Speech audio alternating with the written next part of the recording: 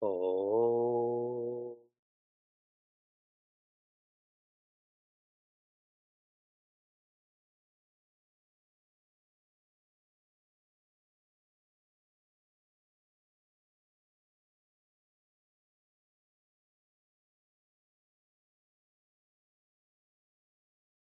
oh,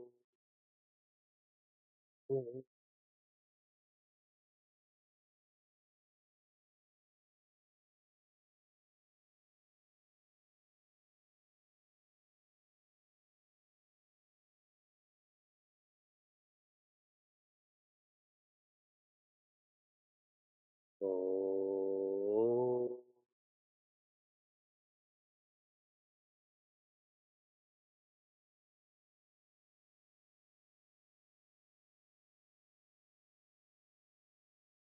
Welcome to Meaningful Morning.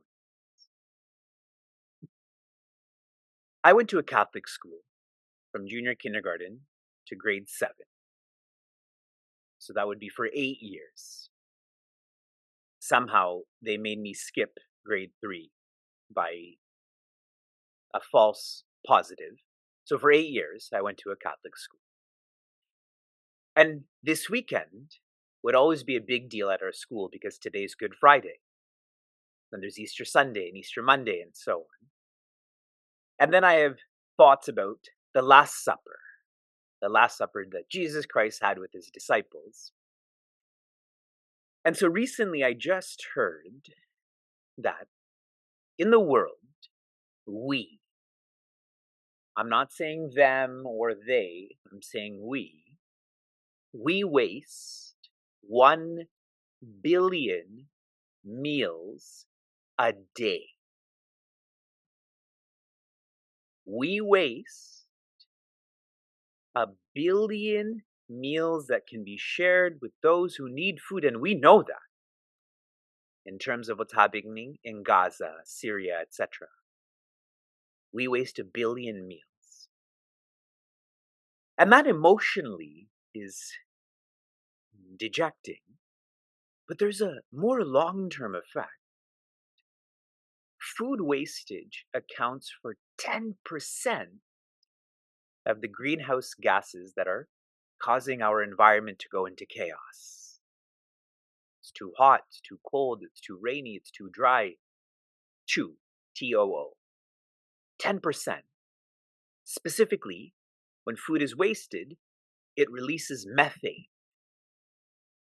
Methane is exponentially more dangerous to the environment than carbon dioxide, like I'm breathing out right now. I'm bringing all of this up to you because not wasting food would be a good test if your lifestyle has become more meaningful.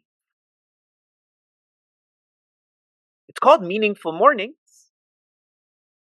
If you are eating in a more holistic way, healthier food, more regular food, not wasting food, then this is Meaningful Mornings as a movement and not Meaningful Mornings as an event.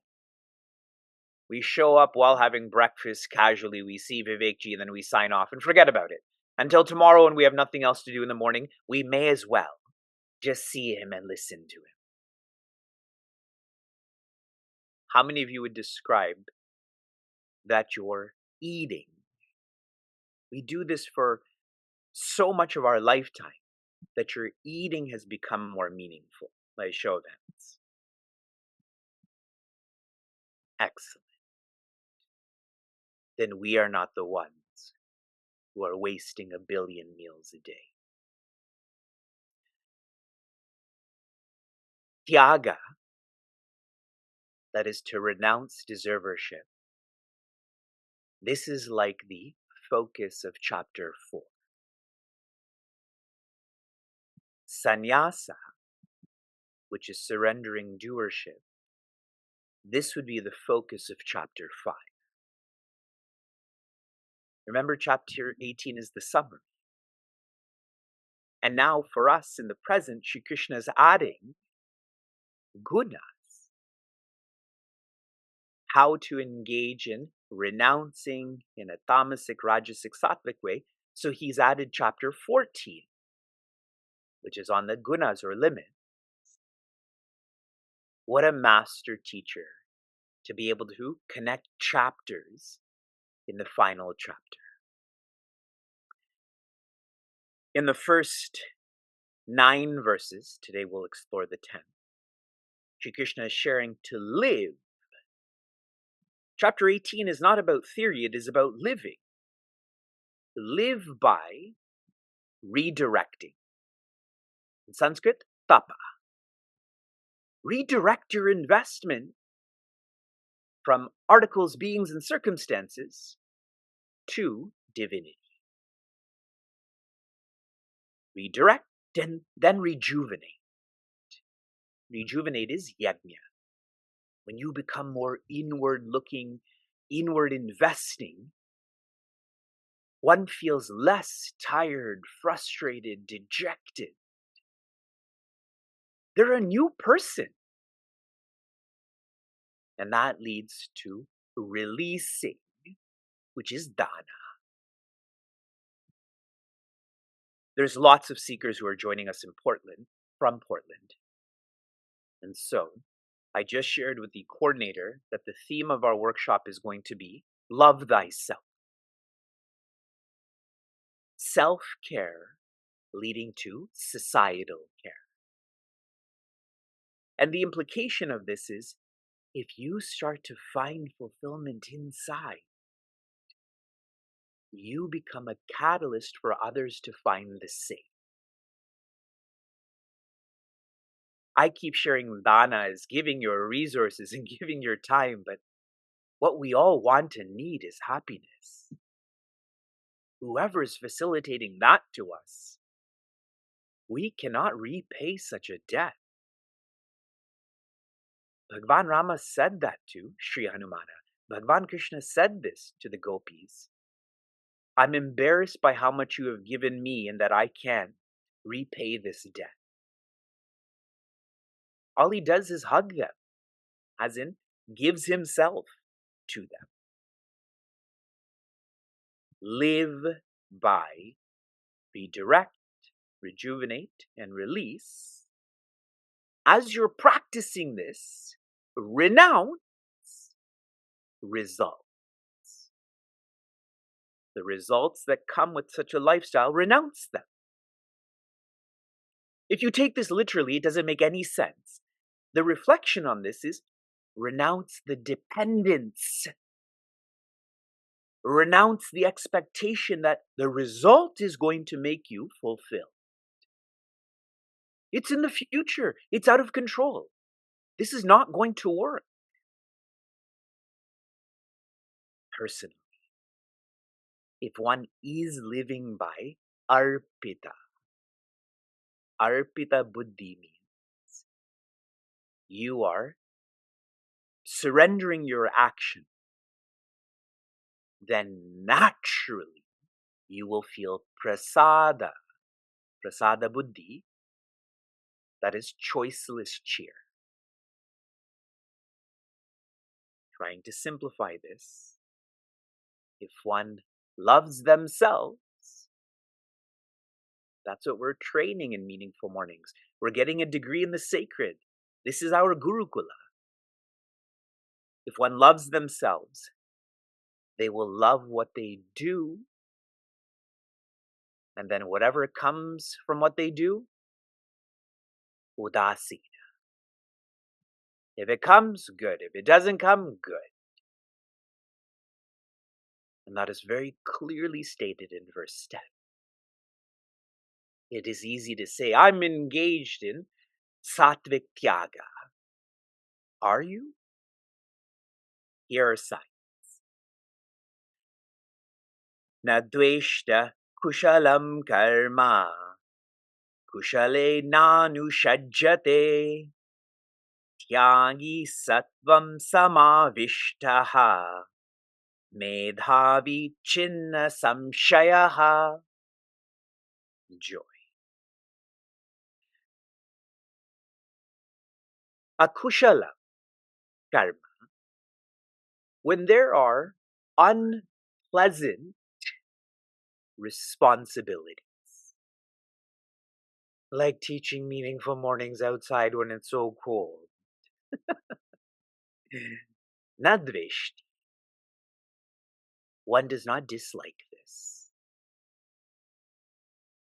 In contrast, kushale karma, when there's pleasant responsibilities, like checking your bank account on Fridays because your contribution from your come in, na anushajyate, one doesn't like this. One doesn't want this. One doesn't need this. So in the first line, Shri Krishna is sharing a responsibility is a responsibility. Terms like unpleasant dislike, pleasant like, those don't come into the mindset of one who's living by yajna tapadana. I've shared with you so many times in so many chapters on how to begin training for this. Here are some ways. One is to label less.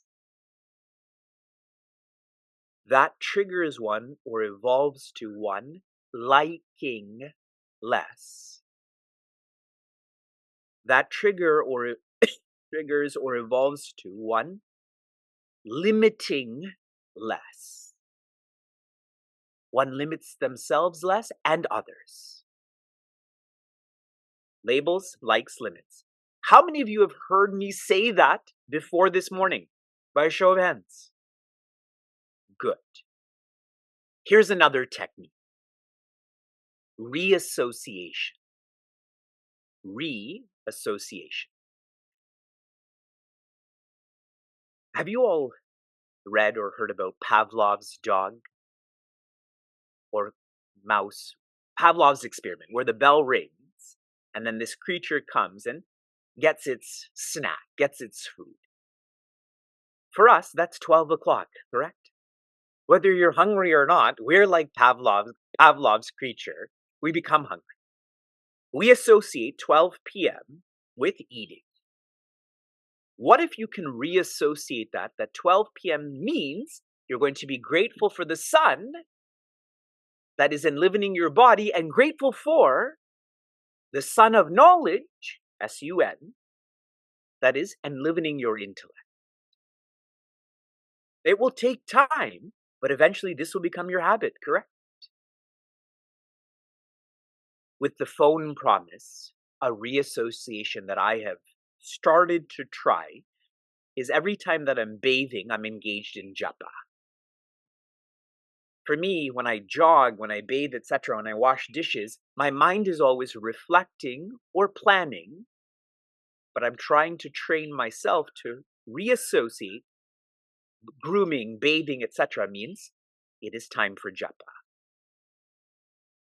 And I forget most of the time, but the times I remember, this is awesome.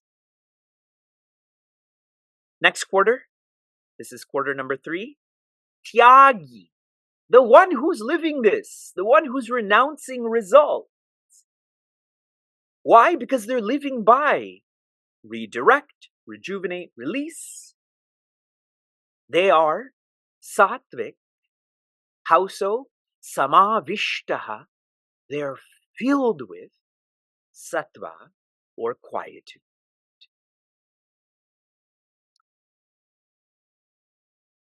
A sign of one who's really living by sattva is they have let go of reacting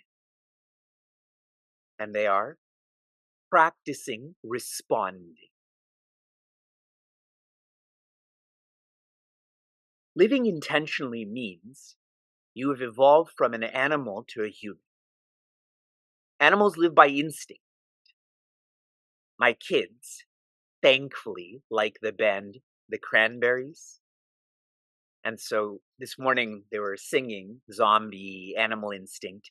Animal Instinct is such a lovely and sad song. Today I was telling them about what this song means. And it's about kids that are being taken away from parents and how that mother's instinct is just to protect these kids. Now, that's a very extreme situation, but for us on a regular basis, we live by instinct, we are animals. Our intellect is designed to live by intention, so one responds rather than reacts.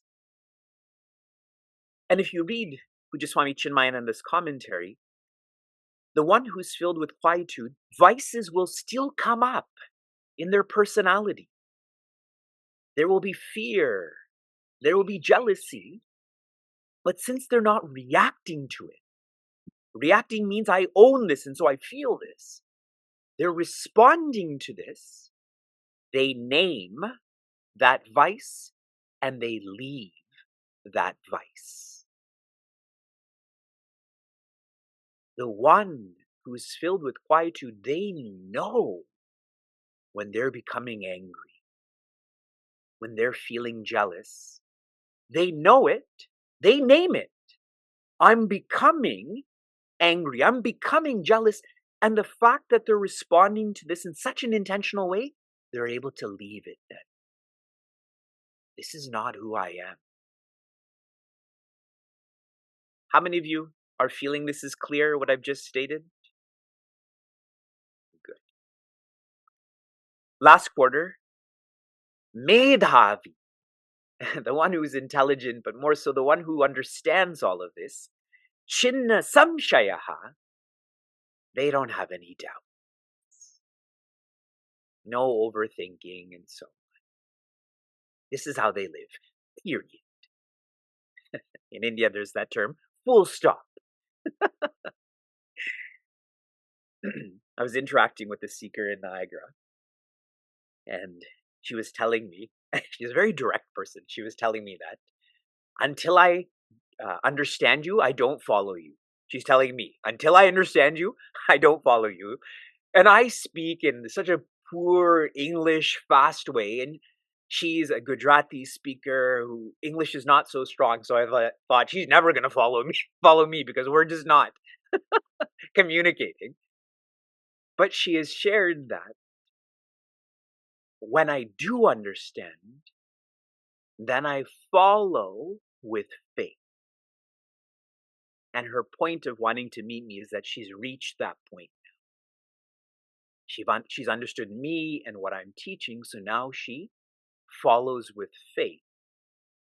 That's what the word Medhavi means. The one who understands this is the only way to live.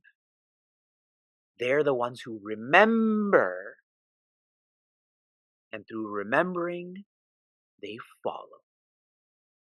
They just follow. I'd stated, Pujaswami Tejomayananda had shared, just do. And while you're doing, you will be purified.